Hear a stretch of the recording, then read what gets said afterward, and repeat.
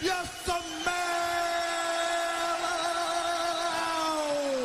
What the rock?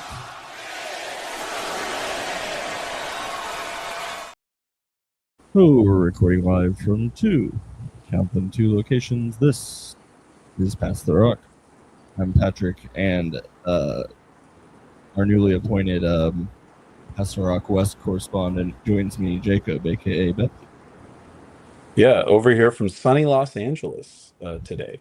I'm not going to be too specific about where in Los Angeles. I'm in LA County. That's all you people need to know. Didn't even know that was a county. I'm not great on my municipalities. That's why that's why a lot of people get to say they're from LA when LA itself technically, I think we actually get to call ourselves a part of LA in some technicality, but then even then we might be just closer. It's very strange. And obviously if you're like Santa Monica, they're like, don't call us LA, we're Santa Monica, motherfucker. So there's some territorial pissings here that I think you have to understand before you get to the rest of the. We have the same crap in DFW. Everyone hates everyone else, so it's fine. And so you do have that, but yeah, LA County is basically, I think it might be the biggest county in the United States. I might be wrong on that, but it's a big motherfucker. Like it encapsulates a lot of shit. Like I think we even have like Calabasas and shit past the mountains. I guess landmass. Yeah, I mean landmass, not just population. Obviously, New York and LA it's going to be one or two. But when it comes to like LA County proper, that's also where New York is weird because it's all boroughs. So I don't know if you get to count all the boroughs together as LA County and like that is the equivalent, or if it's just each borough. I don't that part I may not be well versed enough to speak on. But as someone who has been here probably 6 times before this trip, before this final journey into the West Coast, it's a big motherfucker. And at times you can get around it easily. Like Oxnard, the Cowboys will be an hour and a half from me at times. According to the Shield, I can get wherever I want in about 45 seconds. So yeah, well, they mostly moved at night, so there is some truth to that. There is some truth to how, like, tonight we're gonna go to a friend's place in San Pedro Bay, which is next to Long Beach, more or less. We're a little bit closer up the north of LA County. That's more to the south of LA County, like before you get to Orange County. And 15 minutes maybe tonight, if we were to do that shit on a Monday through Friday. You don't even want to know. Yeah, my shit is not quick. My only experience on the highway out there was sleeping on a charter bus while we drove from the Rose Bowl to wherever our hotel was. Yeah, and Pasadena is actually truly one of the most terrifying drives I've ever done in my life. There's just certain points of it that basically have you going and entering on with no other choice from 0 miles an hour to merge with cars that could be going 70 plus if it's free moving. Like people are funny here too, because people will blow your doors off, but they will not merge lanes. So like in Dallas, I know when someone's about to zoom past me and do some bob and weave dumb shit, right?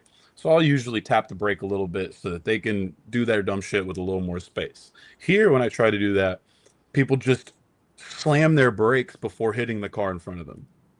They don't lane merging here is just not, like, people don't fuck with it.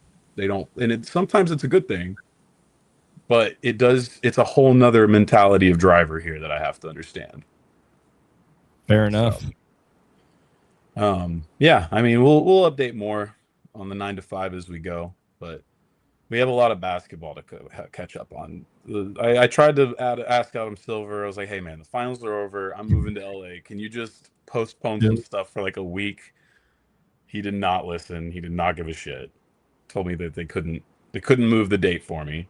He was like, look, it's either this or a lot more Josh Hart podcast appearances. So yeah, no, the Knicks celebration shall continue for a very long time. I don't know if they mentioned that was the first ticker take parade they have ever had. Thought that was weird. I don't know. I don't know what that specifically means versus any other kind of? They just I know they the weren't term. able to do. Yeah, they only did like ceremonies at the governor's mansion prior. Oh, okay. Yeah, yeah. But anyway, lots of Knicks conversations still to be had. Some of that matters in free agency. I don't think we're going to do a ton of free agency here though, because that's what 3 days away, something like that. Sounds right. 4, July 1st. I mean, it's most of these deals are probably already agreed upon. I think they've announced a few that they're allowed to announce, but at the end of the day, like Reeves is back in LA, those things.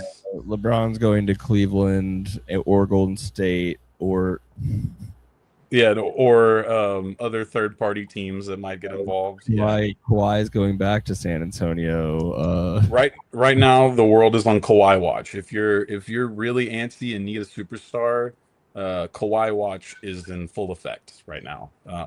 And you will not be surprised that I have been checking for Clippers versus Lakers gear everywhere I've gone since I've been here, and it is just as funny as you would imagine. Macy's had one jersey and one T-shirt compared to like 3 walls of Lakers stuff. Yeah, I would say one thing that builds us towards those answers is the draft itself, which we did just have. Probably best that you give your thoughts on that. I've got a couple, but not a lot as we go.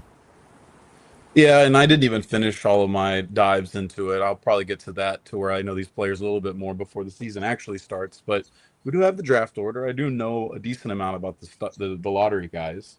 Debanza number 1 overall. We'll start there, obviously. So I think that was a chalk pick. I think we knew that was probably what was going to happen.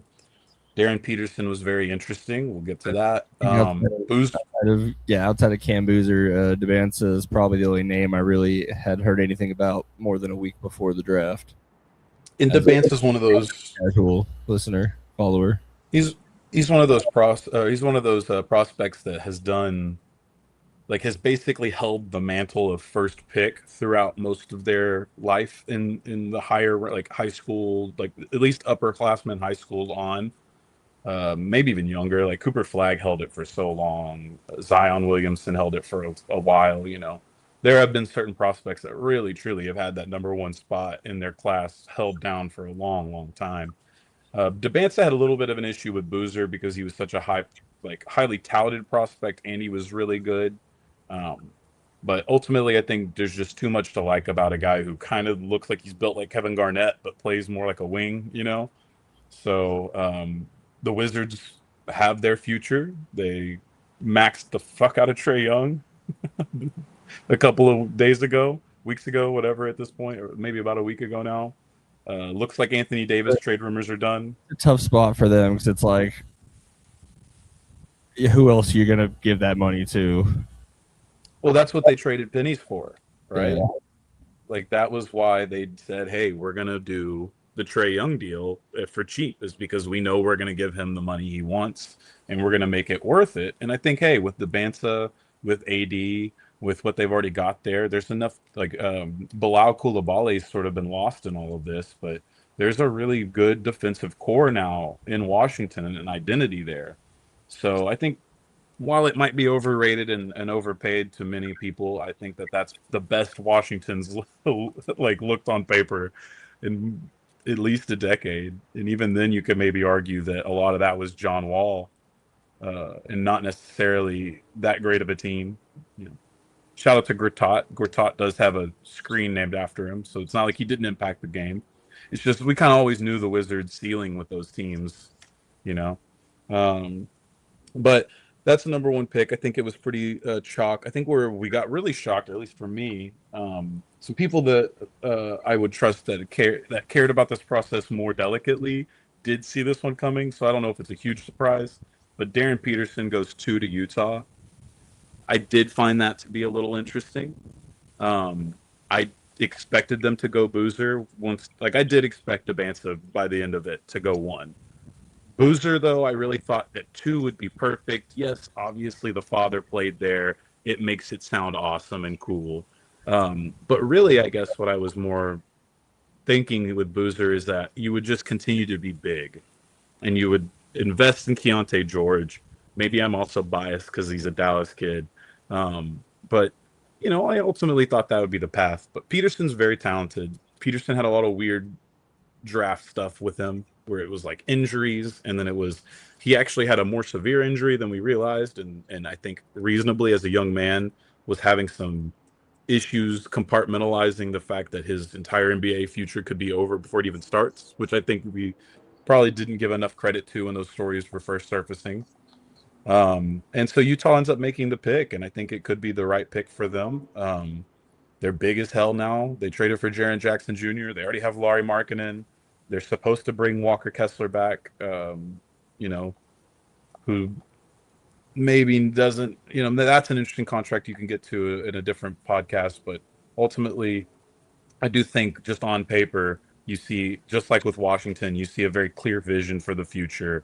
And you're like, okay, well, now you guys are done sucking. So, make this work and do trades if you need to do trades. Yeah, and much different than the NFL draft being the other major one that people talk about, where it's a lot of, especially early in the NFL draft, it really is just like take the best guy out. Whereas in the NBA, there is a lot more chance to be like what fits our team best.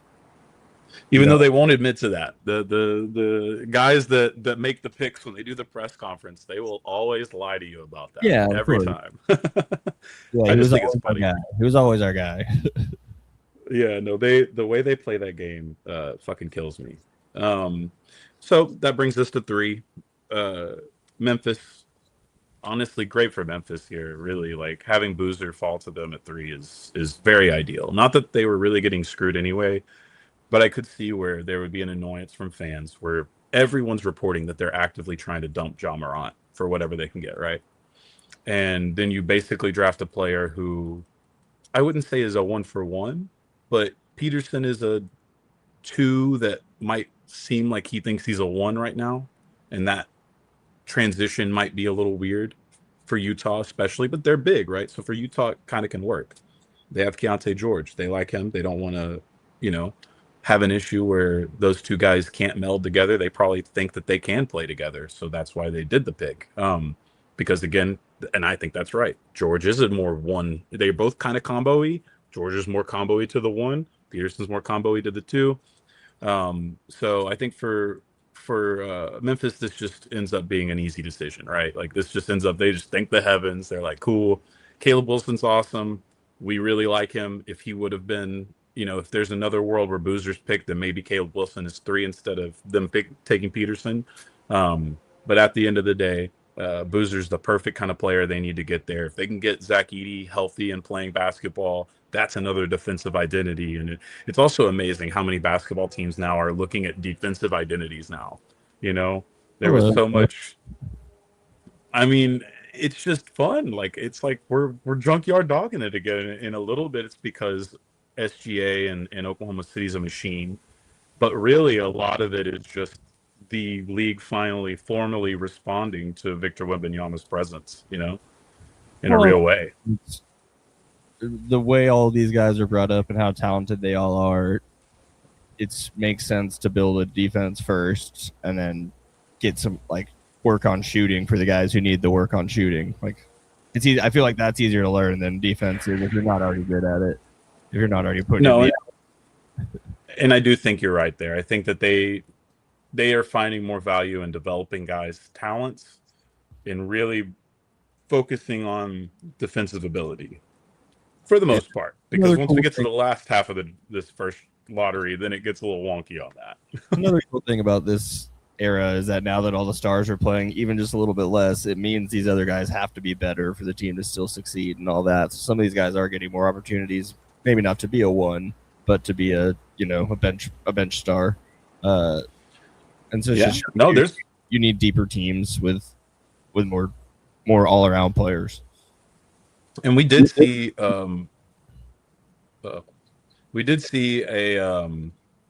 little bit of a jump from one of the guys who kind of came out in his draft conversations and said a lot of things about how he was looking to be more of a movement player, and really you could tell he understood that he was never going to be a 1 in the NBA. And sometimes you are looking for that in the lottery, because you do realize that lottery is maybe eventually 16 guys picks now once they do the changes. But like at the end of the day, there's only still just every year there's just a small crop. Sometimes it's just one dude.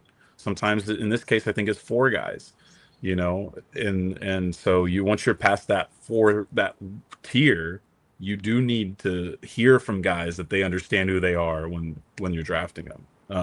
Yeah, and Yeah, hopefully Boozer's awesome. hopefully they're smart enough to know that there is a best case scenario where they keep improving and they become that anyways. Yeah, it just works out for everybody. But yeah, I think there's in with the idea of saying I'm ready for this is obviously helpful. I think that there has been a very subtle de AAU-ification of our pro players. I think we've started to understand how AAU got very far away from the point, and I think now players are coming in much smarter because you're right. Like, do you actually want to make it in the NBA, or do you just want to keep talking about your potential? Because at some point you have to realize that even though you're already in the top whatever percentage of basketball players, You want to be 50-year-old Carmelo complaining about analytics. yeah, I mean, yeah, to some extent, but all the old heads can show you things from that as well. Is just you got to adapt a little bit, but the analytics also needed to adapt too. And we've heard cases where the analytics guys definitely were overbearing and unnecessary with their philosophy. Um, so then the fourth pick, we love this pick, Caleb Wilson of the Bulls. Again, the Bulls now have a bit of a defensive identity. They also trade for Nick Claxton in more of a salary dumping move for the Nets. Um, so I really like that. Again, do I expect the Bulls to be a playoff team right away? Definitely not. If anything of the four teams, I think they're probably most likely to also be back in this position in whatever version of the lottery we have next season. Um, Maybe I would put Memphis on that same level. I do think Utah and Washington will at least be in the play-in conversation. I do think I can go ahead and go into next season ready to write off the Grizz and the Bulls again. No offense to those franchises, but Caleb Wilson's a really good pick. I think he stuck out. I think he stuck out a lot to people because there was a lot of conversation about this as a three-man draft. But I do ultimately think at the end of the day, everyone started to come around to the realization that Caleb Wilson had a weird year at North Carolina, but overall, like, that guy has just as much ability to impact your basketball team as a defensive player as anything, right? So, if you're looking at some of the issues you have with the other kids, you kind of also have to look at Caleb Wilson's issues and say, yeah, but the upside here is just too much. And it's like the Cowboys drafting offensive linemen early. It's not sexy, but it's probably the exact correct decision to make. You know what I mean? And I do think you have to understand those things with these picks. So that's the not Bulls. I don't think that's something the Bulls are necessarily known for. So it's nice to see them at least once.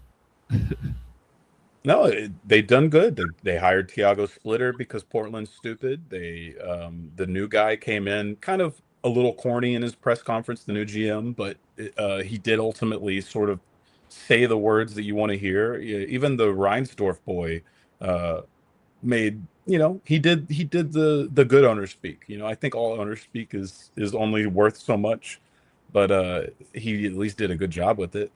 I wouldn't have expected that. He wasn't actively bringing the mood down or antagonizing. Yeah, exactly. Yeah, exactly. He wasn't trying to be an antagonist. He wasn't trying to be ultimate like cheap or forceful, committing the players to things unnecessarily. But either way, Bulls did a good job. I got surprised here at 5. I think some of the insiders probably saw this one coming. But Keaton Wagler goes to the Clippers at 5. This is essentially the cost of doing business for the Pacers for getting Ivica Zubac, which now that we see it, I think that they do get very lucky that pick landed at 5, because you look at those four guys and you're like, yeah, any of those four guys on Indiana right now would be a good time. Maybe not Peterson, but even still, Peterson might be able to fit right next to Tyrese as he's coming back. So ultimately, being 5, what? No, but being 5, the Clippers had a little bit of an interesting choice. They decide not to go with a guard, which is kind of I mean, Wagler, I think, is listed as a guard. Yeah. It's a 2-3 situation in my mind. Maybe a 2 because he's just not big enough to be a 3. 6'6", 180. Yeah. You got to. It's There's a little bit of like force and physicality that you need to play to be able to handle the wings at that level. So little to be determined there. But I think Wagler was the kid who talked a lot about his role and sort of understanding who he was and who he could be. And I think that's why he goes 5 overall. Is because he did look, when you watched his tape, you were hearing people talk about Penny Hardaway early on, right? And I go to watch the tape and I'm like, all right, you guys, this is why we need to be careful about our wording. He has the Penny move. If you're familiar with Penny Hardaway, Penny had a very specific version of like a step back, right? Where he sort of would finesse it. It's even called the Penny. It's called the Penny Hardaway, just like we have the Sham God. There is a Penny Hardaway move in basketball. There's so many funny ones. I told you, Gortat has a screen named after him. No. Steve Smith, former champion with the San Antonio Spurs, has a move, the Smitty. So there's just funny moves that guys end up creating because they just find a niche. Well, the Dirk fadeaway is literally on the court. So, and obviously Dirk is like the more famous version of that, I would say. Like Kareem's hook shot, that's the more famous version of those for sure. Honestly, probably Shaq's double clutch. I mean, it's not that special, but it's definitely a signature. That Shaq should get is breaking the glass, but I mean, but that's why I say it's because it's like bringing the whole thing down, not just breaking the glass. That's what I'm saying. It's that double, that 2-ham rocker that just absolutely, like, they literally had to change the way they built the backboards. Yeah, it's terrible, dangerous. No, it's so dangerous. Keaton Wagler. So we have Keaton Wagler. I think he'll be good. I think it's just hard to project the pick as well because now it's like, I was gonna ask, what the fuck is happening? And I obviously have done zero research to answer this question. Maybe I will over the next couple of weeks. We'll see. All these guys who they have like one hot run in the tournament. I wonder how much that equates to long-term success in the NBA versus we already liked this guy before the tournament. Yeah, I don't think Wagler was that big of a jump. I think he was already going to be a lottery pick. Okay. And then I think that people really just enjoyed Illinois, and I think they've enjoyed what Illinois has been able to produce over this last run. And so I do think there's also a little boost to those guys' value because that program has been. Before the draft, I was already wondering, like, what is the effect, like the overreactions to seeing March Madness on some of these teams? Well, honestly, now that we're in the NIL era, I think that it's less important because some of these guys are getting less opportunity to actually, utilize, because they're in oftentimes like Mikel Brown or Darius Acuff, like they were talented guys on solid teams, but like not really competitors. And then you see the Michigan guys go a little bit later, even though they were the best team clearly in college basketball. So I do think that that's just the new system, is these guys are going to go take the big payday to be the star of a lesser show, probably more often than not.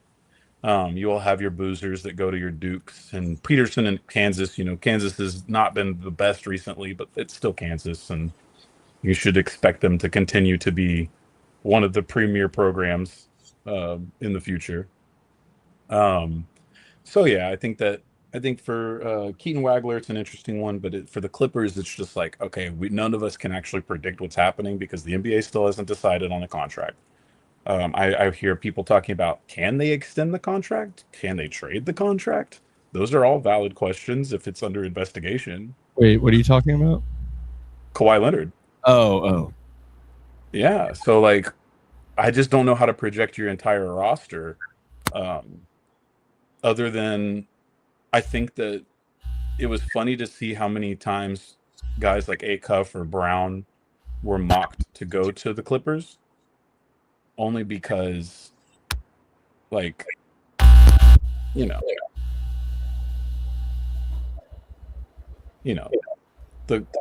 being a guard, like they already have Darius Garland. Like that was a big part of the James Harden dump, is that you got Darius Garland, and that was, a young guy that can sort of push the franchise towards the future. So to have a second guy who's a little small and defensively challenged leading your franchise, not super desirable.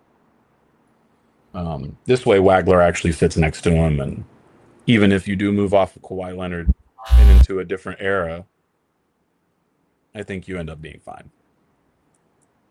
Are you? Whatever. I don't know what happened here, but we're kind of back. You got a little feedback, but it'd be okay. The 6, the 7, and the 8, we can pretty much do in a bundle because it was more or less. The Nets pick Mikel Brown, the Kings take Darius Acuff, and the Hawks take Kingston Flemings.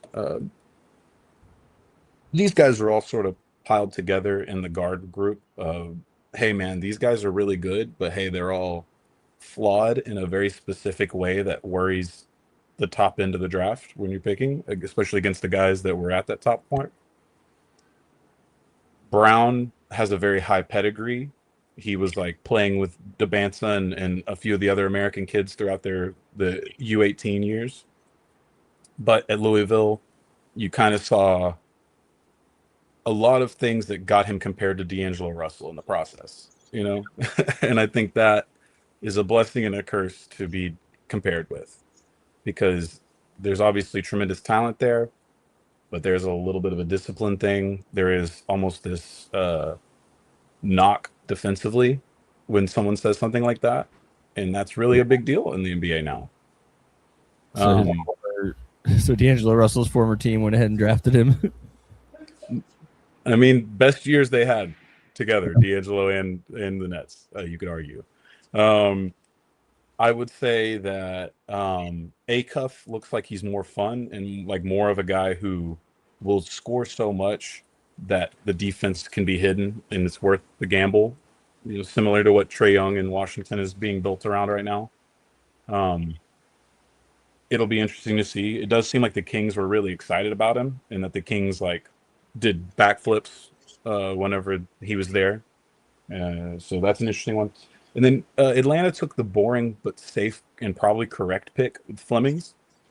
I would say he's a little small, so I don't think he's really going to be like a superstar level, maybe even like never an all-star. But they sort of needed a replacement for Trae Young and a replacement for CJ McCollum in maybe in a year or so. And this guy ends up being kind of a perfect fit for that, because he does seem like a guy who will be a starter. Like, I think he could be like Schroeder a lot, where it's like kind of starter, kind of rotation guy, but either way, he can be useful in an NBA game for decent chunks of time. I do feel like that. Then we get to Mavs, who hired a new coach. Dusty May is now the head coach of the Dallas Mavericks, which did shock me. I never heard of, but that's because I don't watch college basketball. He did win the championship this year in college basketball, so at least there is some pedigree there.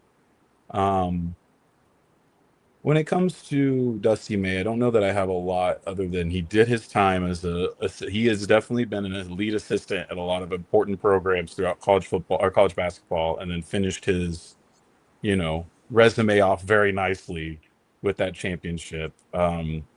It seems like a continuation of the new Mavs as being just headhunters. Like, we need Rick Welts. I don't care. Is he retired? Screw it. Pay him enough. Masai, pay him enough. Go steal the old ESPN analytics guy in Portland. We want him too. Now we need a coach. Take the college champion. Whether it all works out, obviously, that's to be determined. I know that it also makes you feel like John Shire denied the job, the Duke coach. Maybe that's wrong, but you do feel like if they were comfortable doing a college coach that's established, that maybe Cooper Flagg was like, hey, fuck, bring John Shire. And then I think that Shire probably realizes that would have been the wrong decision for his career if that's how it went down. And I think he's right. I think that he is so fit to be Coach K's successor, and that it's not quite gotten the championship yet, but it's really just started, and it's off to a pretty good start for, I understand that expectations at Duke are lofty, but I don't think he's been a failure by any means. Yeah, I would say it's probably slightly below like the replacing Nick Saban line, because even Coach K is not winning, every other year, it feels like. So, well, and even with K, it's like, and with basketball, being a blue blood, I think does still mean a lot more than I think Alabama can be replaced by Texas, and then Texas can be replaced by Georgia, and then blah blah. I think that there's enough of those high. I think there's always that one team in college football that can really put the pedal to the metal. Um, but yeah, so Mavs end up with Morez Johnson. Um, again, other than those 3 picks, you're talking about another team that's really important, investing into their defensive front. I thought it was also interesting that that's not like the guy everyone thought out of Michigan that you would draft of the 3. Yeah, I think it was tough because Mara seems like you could be going with Mara. You like it, but you also maybe could be biting on the Wimby hype too much with a guy like him. Where I think they know that Johnson will work in the NBA, even if his offensive game never develops fully. I think they know that that's a guy who actually will translate. We're just taking the 7'4" guy to stop Wimby is a little bit, Short-sighted. For some teams being an important phrase here. So yeah, I mean, I don't have a ton on that one, but I thought that was good.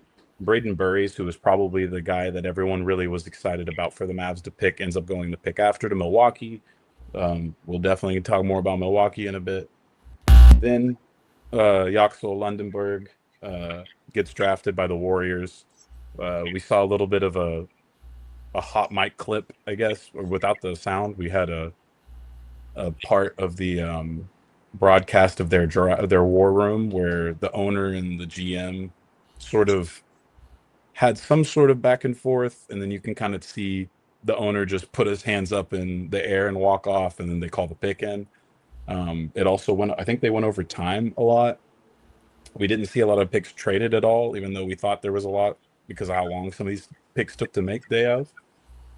Didn't end up happening much, at least not in the early picks.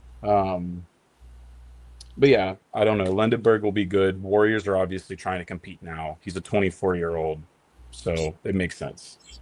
Ade Mara ends up falling to the Thunder, and that's probably as perfect of a pick as they could have had because now they brought back Hartenstein. They already have Sorber. Chet obviously is still in this weird 4-5 position that they can't quite decide where he really belongs. Gives them more options, right? Yeah, I would say it does. I would say the issue is that you also have a bit of a logjam, but they had a logjam at wing. I think they decided that with the trades of Aaron Wiggins and who else has been exiled? Isaiah Joe. I think Isaiah Joe's already been moved. But you can see where they're deciding to actually move the salary, right? And you can see where they're prioritizing a little bit bigger team, which makes sense. Bucks end up taking Nate Ament at 13. This is a part of a trade that we will definitely need to discuss. And then after that, I think people are really excited about the Thunder's second pick at 16 because it's basically allowing McCain to take a bigger role on the team with the moves they've made and investing in this kid who they think replaces his role. Let's see. You guys end up taking the Kentucky kid who has the biggest knee brace I've seen on a draftee in quite a while. Draft and stash. It is a bit more of a development play here for the Spurs. Interesting though. Grizzlies end up getting Kareem Lopez. I think if I had to nitpick the Spurs, I just want to know why they didn't want to do we need the Spurs to take the best Mexican player, right? Like that would have been like this kid could be like the best Mexican player ever, and for the brand. Ends up going to Memphis. So don't know if it's the same thing, but better opportunity for him to play. LeBaron Philon was supposed to be a lottery pick. He ends up going 22nd overall to Philly, which I do think is interesting just because now Philly has a little bit of a cook that fool point guard or guard room. Uh, the local team here, the Los Angeles Lakers, ends up getting Cameron Carr, another guy people thought might go in the lottery. Very talented wing from Baylor, very athletic, should play very well with Reeves and Luca. From what I understand, Boston got gifted a big with the 27th pick out of Houston, Sinak. You hear a lot of very positive stuff about him. Skipped over the Spurs trading back into the first rounds to grab Terrace. Right above. Yeah, right. Again, a guy that I've heard some decent stuff about, but I could not describe a single attribute of this person. So that's why I will leave that discussion to the future. And I think he's just like a replace. He's someone to throw on the floor when Wemby needs to sit. Which is a great call, because I think I love Luke Cornett to some extent. I definitely felt like I was ready to move on. I think we maxed out everything he had, and he did some awesome stuff. Yeah, and then having Plumlee and Biyombo, you don't need both. You get one. You need one. They did their bench coach job, but that's okay. Yeah. So yeah, that was the draft. Teams got better, assumedly. How much guys will play is TBD. I guess it's trades now. Unless there's any other draft notes there's 2 days of the draft. There wasn't that many trades day one, and then I think every pick but one pick got traded. Yeah, I'm really confused. I can't ever tell if it's like I'm pretty sure that prior to the draft or a trade that happened. I think the Houston Rockets via, not from. Okay. I think the Houston Rockets were the only team who picked in their actual original spot in the second round. Or it was one of the teams made a social media post. Might have been the Hawks. I can't remember. Yeah, that's the Hawks. They got Jaden Bradley from Arizona.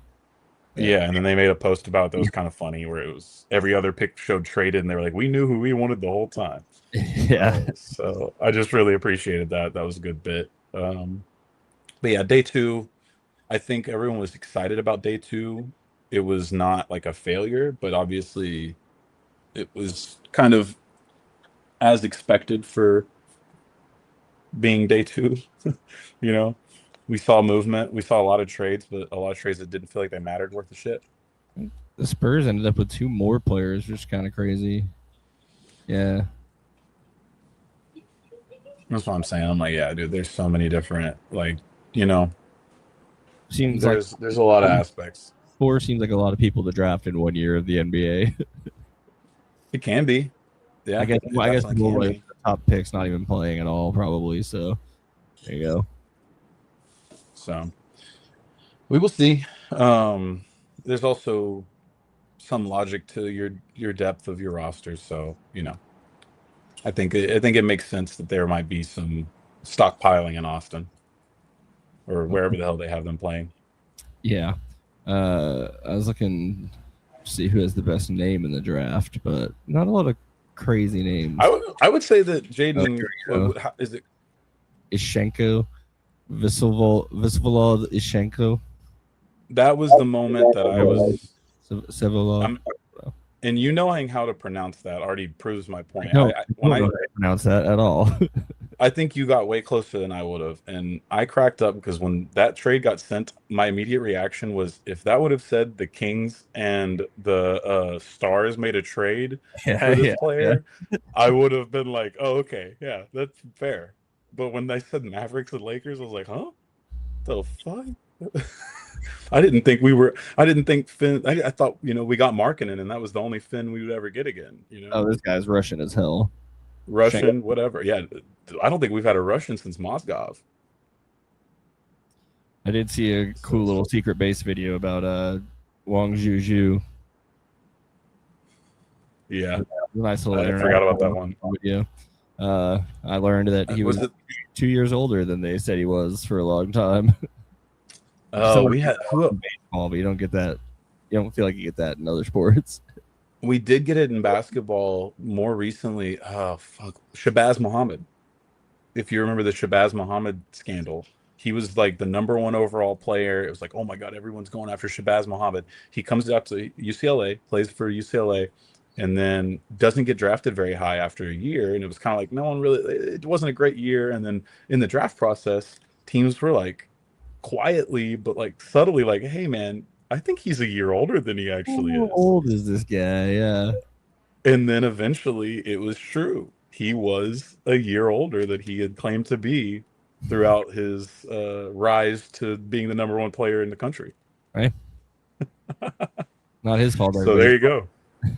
That has happened before in more recent. I think Shabazz got drafted in 13, so he's been out of the league for a while. He's definitely been out of the league for a while, but yeah. Yeah, good draft, I suppose. Who knows how long it's going to take to actually like see the results. You know, you expect that from the kids, but you don't really expect that from like the guys drafted later. It's more about who actually just gets minutes, you know. So we shall see. Do you have all the trades pulled up?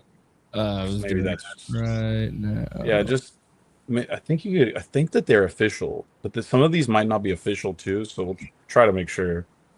I know one just came through this morning. Looks like there's only a couple of official ones so far. Yeah, you got to be the big ones. Yeah, I think Giannis doesn't become official until none of these later on. I don't think any of these are actual trades. Oh, here's one. Okay. The Cam Jones trade is an official trade. I think it's the only one. Fucking dying. Yeah, so because the league year hasn't changed over contractually, they're not official on all these yet. Maybe Hoops Rumors would have it. Hoops Hype would have the tracker. There might also just be someone, maybe like Spot Track might just have like a recent transactions, proposed transactions per page. I can also try to poke at this while we make this stellar content for the folks. Okay. Here we go. I just got a breeze for the first time in an hour. It feels amazing. So this is all the pick stuff. So that was June 24th. Here we go. 4-team trade, Mavericks. Yeah, I think I got everything here. Nice. Yeah, and you got the one today about Bridges to Suns? You know what? I hadn't heard about that, but yep, there it is. Nice. So the Hornets get Grayson Allen, Royce O'Neal, and a 2033 first. The Suns get Miles Bridges, first and 29, and a second and 27. Yep. That one's good. I think the Suns have done a good job of putting together a decent roster around Booker, despite the fact that they were right for bringing Durant in. What they were wrong for is but thinking that you were getting a steal with Bradley Beal and all those second-round picks, I think that one was definitely the toughest one. And then apparently now we know that because Katie said it, that they were about to trade him to the Warriors before he found out and stopped that because he had no desire to go back. So didn't handle that one well, Phoenix. But that's pretty normal for Phoenix. Even though the ownership has changed, the Suns remain the same. Then we got, excuse me, Isaiah Joe to the Pistons. The Thunder got 2 second-round picks. Right. Joe went to the Pistons. That's a great deal. Somebody else should have made that deal, but Pistons were incredibly smart for doing it. They also dumped Beef Stew on... who did they dump Beef Stew? Oh, y'all, right? No.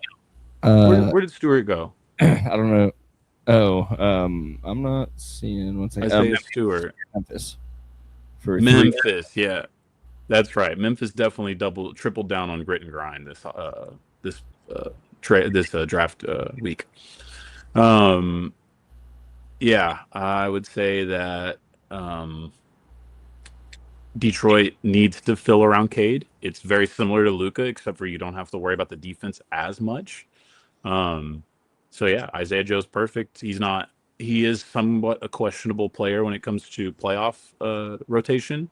But it's also fair to say that in Philly, before he got to the Thunder, that he was sort of buried on depth charts as well. So for them, I think it'll be no problem. Probably replaces, or no, Tim Hardaway was in Denver last year. Yeah, so they need extra shooting. They desperately needed extra shooting. I don't know if you want to get to either of the bigger trades or if you want me to just start picking. Yeah, you can rattle them. We'll see. Yeah, if they're simple, then chronologically here. So June 25th. Yeah, to do it. We've got the Timberwolves receive LaMelo Ball and Josh Green. The Hornets get Naz Reid, unprotected 2033 first, 3 first-round swaps in the future, and 3 second-round picks all in the future. Yeah, this one's definitely interesting. Very, very big. Will be tremendous to the 2K rosters moving forward. But it was both the right move and sort of the last move for the Anthony Edwards era in Minnesota. You know, LaMelo Ball is incredibly talented. This is the first time that he played realistically a full season since he's been truly LaMelo Ball. Hornets surprised a lot of folks with this, but I don't think it was that surprising when you consider that there had been a lot of signs that the Hornets were being ran much, much better than they had been, and that they would be wise enough to say, this is the highest value. I mean, this is the highest value of LaMelo Ball, and it wasn't necessarily the biggest haul of all time, but I think it was a really respectable deal.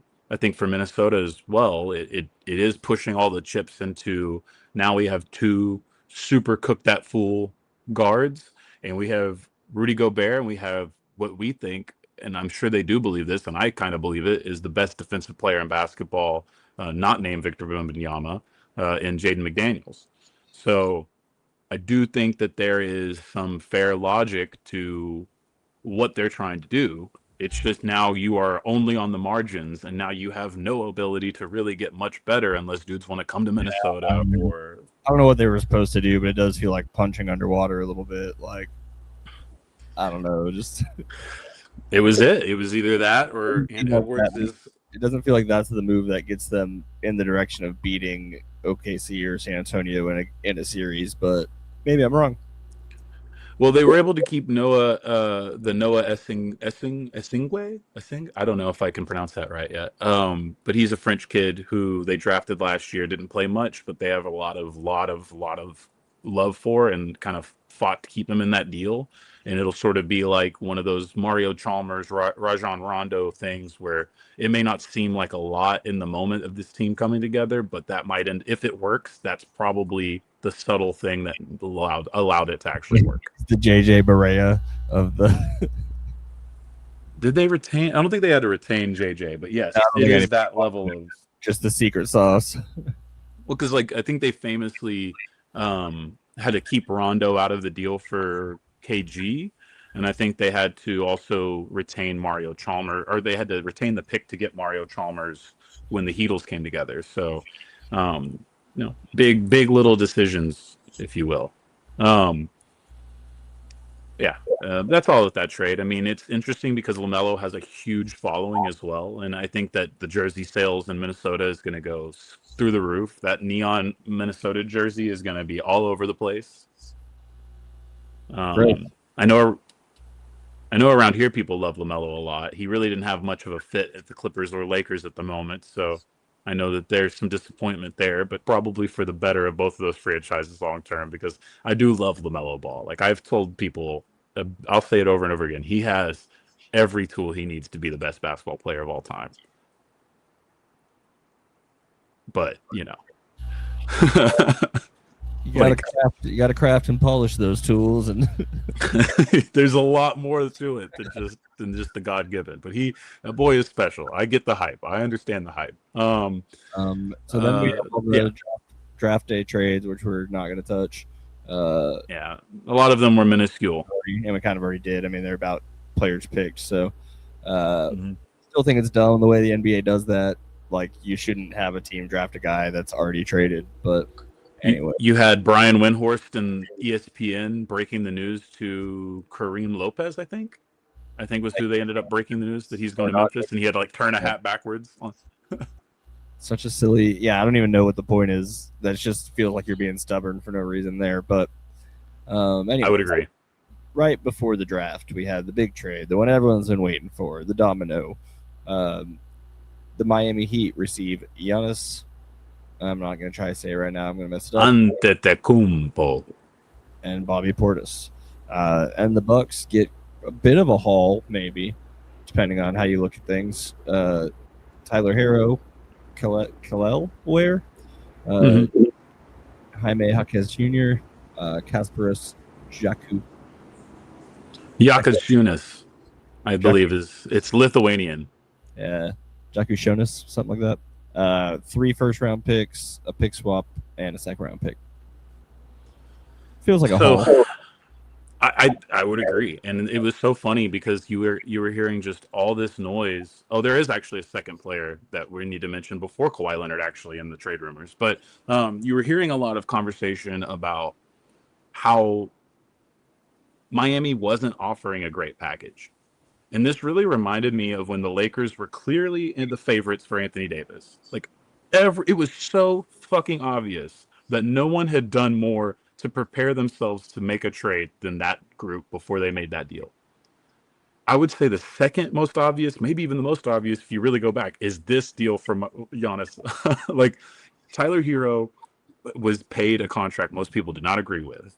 And in a lot of ways, it was probably because they knew that Tyler Hero had a lot of value as a trade asset with that number. And he wasn't completely useless, but yeah, they probably weren't seeing the future with that. And then they had a bunch of really interesting young guys that the Miami Heat have melded because that's what they do. You have to be like under 6% body fat or 4% or some goofy shit like that in Miami.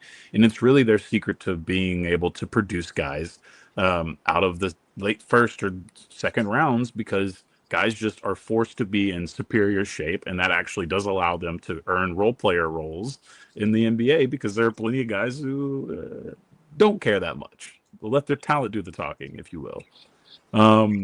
So I do think that it was a great haul as far as what the picks will be, what everything is. That's tough. Yeah, Milwaukee has to reimagine themselves.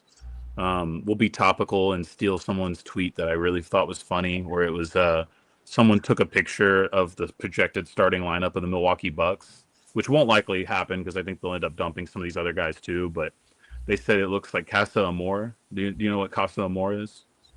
No, the Love House. That would be a part of the Love Island thing. It's like I don't need to explain it. I wish I didn't even know it, but it's yes, Casa Amor is so basically they just is a bunch of pretty boy light skinned boys. That's what it is. And Tyler Hero, who imagines himself in that light. So I think it was a good deal for Milwaukee. Yeah, you can be like, oh, he's a Milwaukee guy too, so now it's a really great deal for the Bucks. And it's like, yeah, I guess it sells some jerseys, no doubt.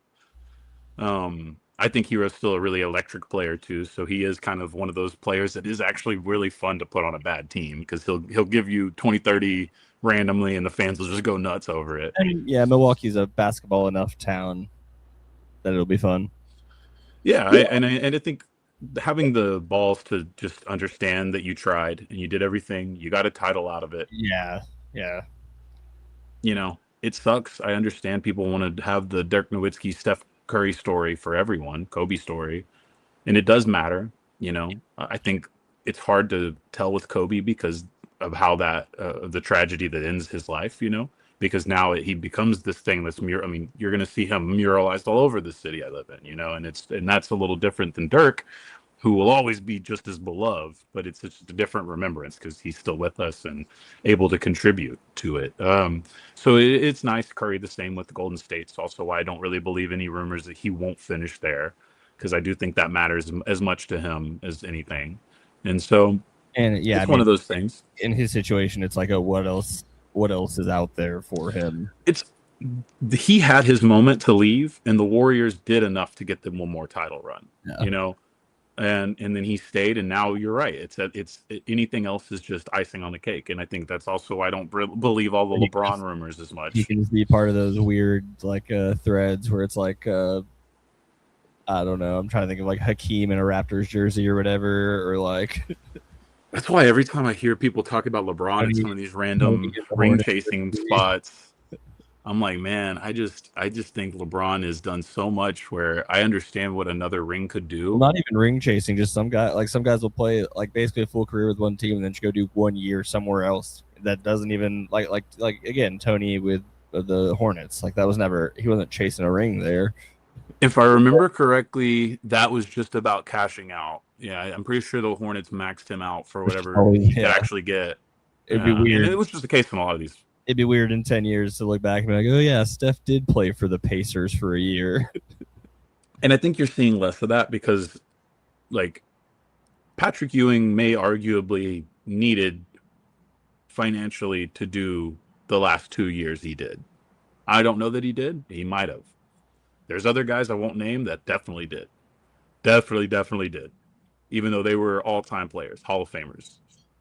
I think it's fair to say that we don't have that problem with the current class of Hall of Famers. I think that their compensation level has been so funny that, like, I think that the fact that we're even they're all just a little bit better about staying home and yeah. That is true. We got to give them the credit too, is they know how to manage it better. But I would say ultimately, like with LeBron, you know, to me, it's almost obvious that you would just go ahead and just have like, you know, vet minimum deal. Like, come on, dude. You know, but I also understand the ego, right? And LeBron wants to max out. He's got an empire to fund, so yeah, and I do think for LeBron it might sound goofy, but I do think he looks at it like that, and it's just a value thing. I think for him, he just wants to understand that his value is understood. We're not ever telling the owners to take less when they sell the team or any of that. So, and like I said, if he decides to even hose the Lakers for money, I'm not going to be too mad at him for it. It is one of those things where if I was in his position and I look at how talented that roster is, and I look at how many flexible moves they have this off season, and I would say, you know, even if it doesn't work, if I can finish this thing out in purple and gold, I'm going to have a very, very good, like, you know, it's going to be much cleaner than even going back to Cleveland for a year or even doing a 1 day in Cleveland. Like, I think at this point, you just retire the Laker. It was really always more your personality. And he went on McAfee and said that he basically assumes that they forced him to go to Cleveland when he was a rookie, which was probably my favorite thing that he's been bold enough to speak on, is that the reality of the lottery. It's a wild coincidence. It's a wild coincidence how much it's happened, right? Like that's the part that I think makes it easy. Where I do like that it's not every year. It's like there are certain years that they're like, we gotta step in. I think there's been a lot of times where the script writers have done a good job, and we just got to give them credit. Okay, we just got to give them credit because the Mavericks would not exist if they didn't get given that pick. The Spurs were in the most no man's land they had ever been in my lifetime, and may have never gotten out if it wasn't like, hey, you know what could be perfect for this brand? Voila. And now, boom, we're going to be talking about the Spurs for 20 years. You know, it does matter. And so I do respect it. You know, I do respect. But even if, you know, Vic only plays so long, I think that he is the important thing that keeps the tradition actually alive to extend. From a standpoint, it's like, all right, there's probably 3 franchises we trust with this talent, and this one is the worst of them right now. So, yeah, exactly. That's it. And I do agree that is the thought. It's not necessarily picking specifically San Antonio. They would have been happy with Miami. I think they would have been happy with New York, obviously. Yeah, no, they did not want to send his ass to Detroit, and I get it, or Houston. Yeah. No one wants. But I think Houston, I think they're not nice to Houston. Yeah, Portland got screwed a little bit, but I think they're not nice to Houston because Houston's a free agent. It's like a sneaky free agent destination. I think that's kind of the thing about they're the Texas team that is the only one I think can actually free agent hunt that well. Yeah, mostly because the Spurs choose not to, but obviously the Mavs had a famous run of failure at this. But I do think Houston just has a little bit more of the check boxes for players than any other city in the state. Better strip clubs, better rap. There's a lot of culture. A lot of culture to Houston that I would argue is fair to say isn't exactly the same in Dallas or San Antonio. A lot of If culture in Dallas, San Antonio, you want to a know little bit different. why that is in Dallas, you should read The Accommodation by Jim Shoots. Oh, well, that does sound interesting. Um, Send you a link. It's fun. It's not fun, actually. Sorry, fun is the exact wrong word for what that is. But anyways, that's okay. I have very nerdy books. I have some books that I have to be very careful about because like they honestly look like I wish some of these guys would brand better, especially when you're talking modern politics. It's like I get that you're trying to look at it like I'm glad that you did the hey, sociology work. remember when what's his name made all of his yard signs look like Whataburger ketchup packets? That did real well. Well, it's just like I got a book called Raising Them Right, and it's a very interesting book, but it does often just looking at it kind of be like, is that a manual or is that a sociology book? Is this tongue in cheek or what are we doing here? No, it is actually just a deep Read it. sociological study. It's a deep sociological study into the rise of what I might nastily call Hitler Youth, unfairly, but it's you know it's not there's a lot of it's different. closer than it was closer than when Reagan did it. I'll put it that way. So yeah, great book there. What other trades? Giannis is in Miami. He's living it up. They have a decent team, by the way. People are shitting on what's left in Miami, but you still have Wiggins. You still have Bam Adebayo. They probably still have the ability to retain some guys that are super important to that. They kept Davion Mitchell. I wonder if all of a sudden Giannis might look a little bit better than he's looked over the last couple of years. Might have a little more pep in that step. Yep. Return to MVP Defensive Player of the Year form. I think that's definitely possible. He wasn't that far off. It's just the team is fucked. But the same day, obviously less under the radar, more under the radar. The Nets get Julius Randle and a first-round pick that they used this year, I guess. The Bulls got Nick Claxton, and the Timberwolves got Mogwai. Yeah, I think it's actually gay. I was hoping to be closer to the Gremlin name. No, it's gay. I'm pretty sure. It's a second-round pick this year that they probably used or traded. Who knows? Yeah, well, probably. So salary dump. Randall gets to go back to where he belongs, I guess, in New York. You know, they loved him in there, and he loved living in New York, and now he's back just with the other team. It's tough with Julius. This is kind of where he's perfect. You know, this is kind of giving Julius exactly what he wants, and I think it might be the best. It's like this is the guy before the guy. Yeah, I can't believe he's only 31. I thought he was way older. You know, Bill Simmons likes to do his goofy movie references thing. This is the Good Luck Chuck of teams at this point, Julius Randle. Oh, no. So good for the Nets' future, you would hope. But then Claxton going to the Bulls, I talked about that earlier. I think that's really smart. That's a really low-value move. Everyone thought the Lakers would end up being the team that went on Claxton, but I think that when you're moving in the margins like the Lakers are, even though they've got all this money and all this ability, they're really, if you look at it, moving in the margins still. They have a little more wiggle room, but it is still being smart with money at this point. And I think highest paid guys in basketball, basically, right? So, and I think with Claxton, you've got to go ahead and look at that and say, you know, he is kind of perfect in a way, but the number isn't perfect, and there is some worry about whether he can be played off of a court, which obviously then you've wasted your entire, you know, you've wasted a very finite window with Luka if you end up doing that, especially because Luka sounded like helped press the issue for retaining Austin Reeves at max value. So the Lakers didn't even really get a deal on that. So, yeah, I mean, I think it's the right move to make there for the Bulls because it's, you know, for Claxton, you kind of feel bad because I think he's been expecting to be traded to a contender for like 3 years now. But I do think that's a good identity for them to build. It allows Wilson to be a 4 and play 5 whenever Claxton's not doing well or whatever the situation is. So good for them there. And then obviously for Minnesota, it allowed them to free up the money to bring in LaMelo Ball. and to sign Ao Dosunmu. So, which I think is another underrated part of what Minnesota did, is essentially they were smart enough to, they were bold enough to go 3 guards. They will most likely be a 3-guard lineup next year with McDaniels and Gobert. Yep. That's my question about what are they thinking, but we'll see. I obviously don't know as much about basketball as the people running that team. I just think it's the wrong direction to go if you're trying to get better. But well, Ant isn't a defensive issue, right? I think when you have a healthy Ant Edwards, you do have a great defensive player, so that's good. That helps a lot. LaMelo, yeah. I'm So thinking I think offensively, like where you're sometimes playing these teams with these giant front courts. What are you going to be doing here? I think that's the positive. LaMelo is big. Ao is pretty big. That's a really positive part.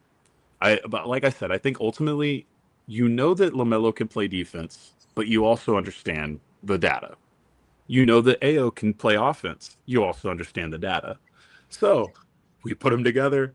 It's not a bad shot. And I think that ultimately you do have the ability to move Dosunmu because he is a super high value player. And I think that they retained him at a number that any team would be willing to pay him to continue having him on the team. Because like I said, he's just in a defensive focused NBA, Dosunmu is definitely a big deal.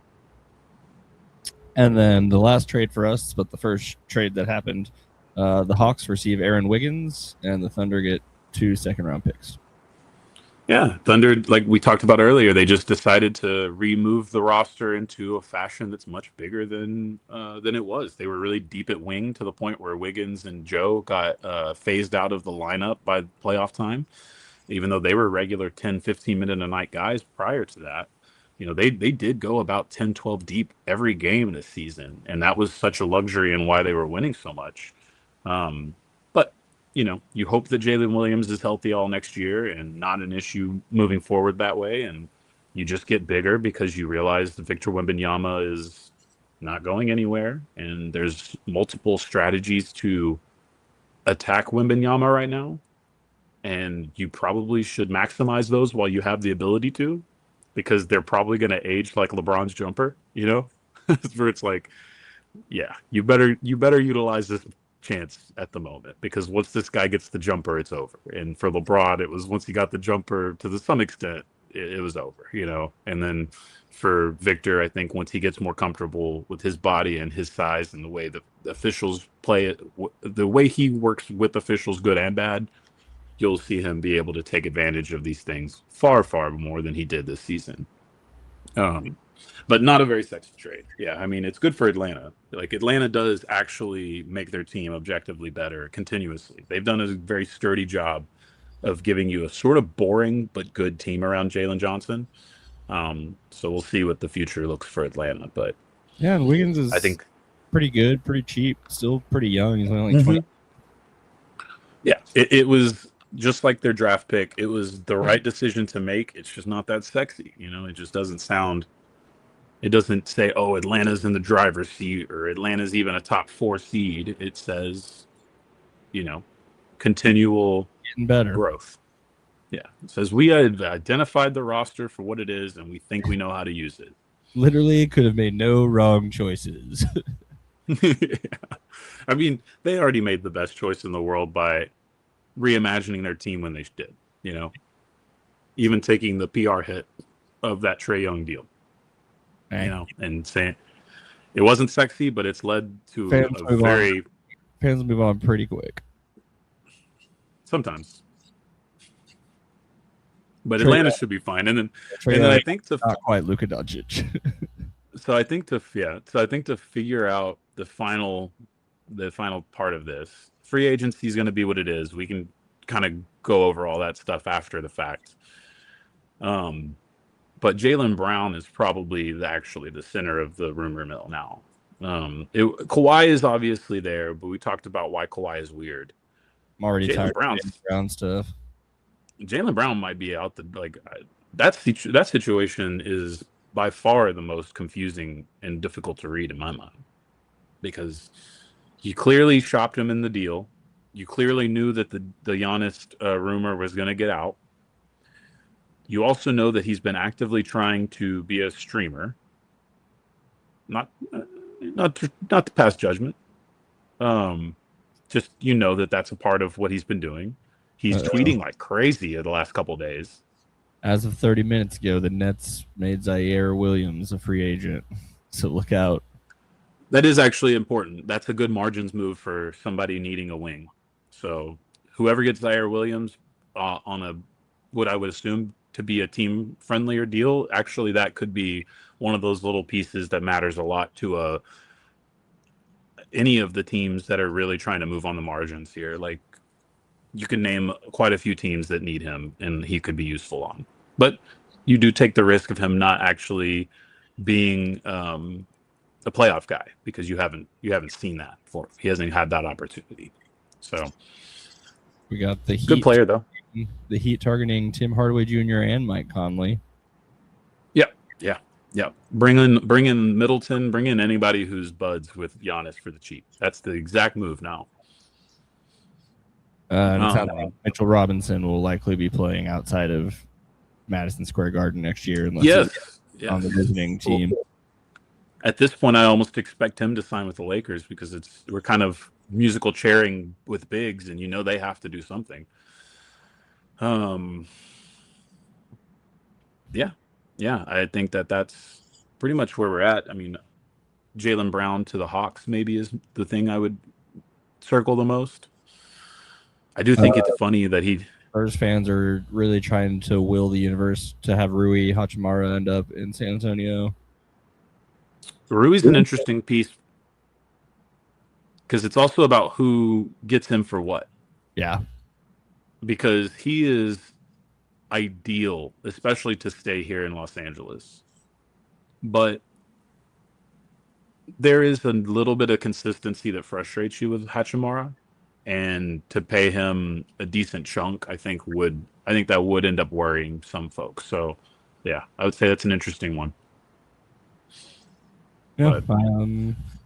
And then I think there's some chatter about the Spurs also maybe looking at John Collins, but I don't know anything about him. Well, that's another decent player. He had a solid year last year with the Clippers. He's, I think at this point, sad to say his two highlights are he was the guy who did the Wright brothers dunk where he dunked over the model airplane. And then he in the dunk contest. And then there was also a hilariously awesome post by the Atlanta Hawks. We've really been given a lot of Hawks post coverage tonight, but they posted a picture of him next to Giannis, I think when he was a rookie or maybe his sophomore year, and it was like future former MVP and future MVP. That was pretty good. That one gets resurfaced quite a bit, especially now that he's probably going to take the smallest salary he's ever had in the NBA this next season. Yeah, it's gonna be tough for me to find. No, yeah. That one usually gets cut up and shared as an image, not as the actual tweet itself. They probably deleted it. Nope. Yep. Can't find it. But yeah, so that's it. I think that does cover the NBA for a little bit. Free agency we get to next week. I'm sure that most of the free agent news that'll matter will be done next week. I think the only thing we'll probably be lingering on by the next time we speak is the future of LeBron James. But who knows? Maybe it'll be funny and he's the first guy that they announced day one. And you're just like, oh, well, that was more anticlimactic than we thought. Ball rolling. Come on, guys. I think that makes sense. I don't know. I was gonna say, where does free agency fit around the World Cup? Because they got to balance when they get the cycle. Yeah. You got to balance your cycles. I'm confident every day, to be honest. Very good. Yeah. Okay. You appreciate his compliment? Say again? You appreciate TJ's words for it? Sure, that's my guy.